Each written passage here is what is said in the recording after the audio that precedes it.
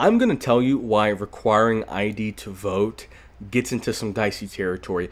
Now, the kind of common sense position that everyone has is, yeah, require ID to vote. But I do have an interesting perspective for you to consider, and that is that are these rights? Is the First Amendment freedom of speech? Is the Second Amendment the right to bear arms? Is voting rights? Are these things earned rights that you have to jump through hoops, that you have to face regulation, that you have to play within the lines? Are these earned rights, or are these given? And that's a distinction that you need to make. It's your opinion. I lean more on the side that these are things that should rarely be infringed upon. Now, in and of itself, is requiring the ID to vote, is that a step too far? No. I think in a vacuum, if we are just discussing that in and of itself, I think requiring ID to vote makes a lot of sense. But, and this is a big but, it always starts with one step at a time. So, freedom of speech, obviously we already have some common sense regulations that are, you can't yell fire in a crowded building, it's going to cause danger, you can't make a direct threat because that's just assault or threatening assault. And there are some regulations that are just illegal, like you cannot use your words to do anything because some of the words that you're using are literally threatening to kill someone, so that would be assault.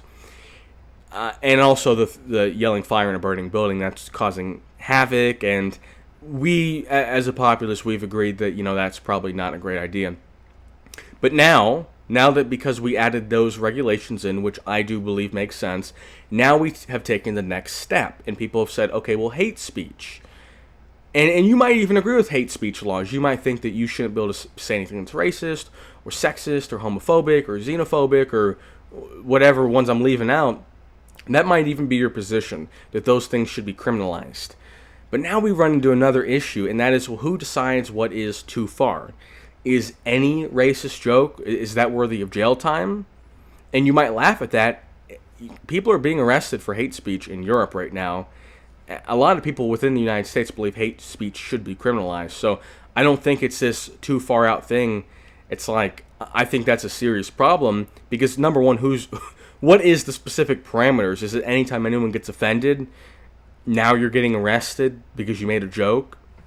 I think it's a bit silly. With the Second Amendment, most people probably agree that background checks make sense. And once again, inside of a vacuum, I do agree. But we keep going further and further. Now we have red flag laws in some states, which just means that you can call and say, my neighbor might do something crazy, take his guns. And maybe you do agree with red flag laws. I don't think they're terrible. I think it's kind of a 50-50 thing. But now what's the next step? Because once the people have accepted that the government can say, actually, here are your rights, but we're going to peel them back a little bit, or we're going to make you jump through this hoop. The government doesn't ever give you those back. Once hate speech laws are enacted, once red flag laws are enacted, nobody ever goes back and says, you know what, we're going to give you those rights back. So it's just a stepping stone. And even if you agree with that one thing, it makes the next step easier because no one ever says that they're going to completely take away one of your rights. They say, well, we're going to make this one step, and that one step might be reasonable. And we're slowly going to change the Overton window. We're slowly going to keep marching it forward and forward and forward until your rights to freedom of speech, your rights to bear arms, your rights to vote. Where does it end up? We require ID, which does seem fair and reasonable. Now are we going to require civics test? And maybe you do think that's fair and reasonable, but obviously there's a lower percentage of people that support that. Once we've enacted the civics test, where do we go from there? Now do you need to have a certain IQ to vote? Now where do we go from there? Now do you need to write an essay on which candidate's better? It gets dicey.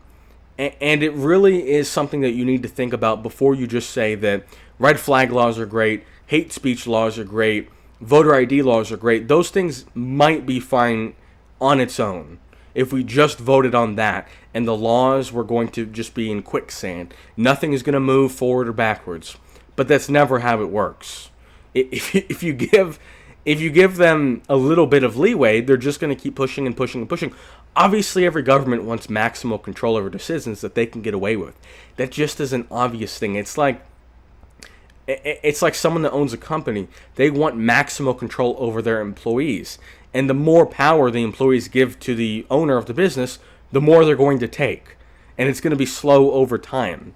So I think voter ID, it's a touchy subject that I think is usually just kind of slapped down, and people say, "Oh, come on, do you want illegal immigrants voting?"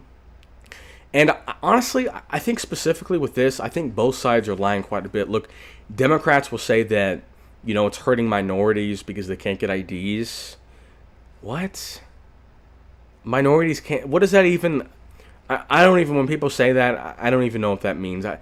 They kind of are trying to get an argument that minorities have less money, so it's harder for them to drive to DMV. It's okay, I guess.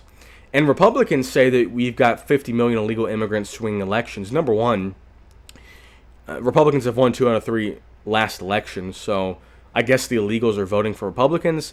Number two, if you're an illegal immigrant, why would you be voting? Well, why would you risk being any interaction that could put you in a dicey situation? I don't know why an illegal.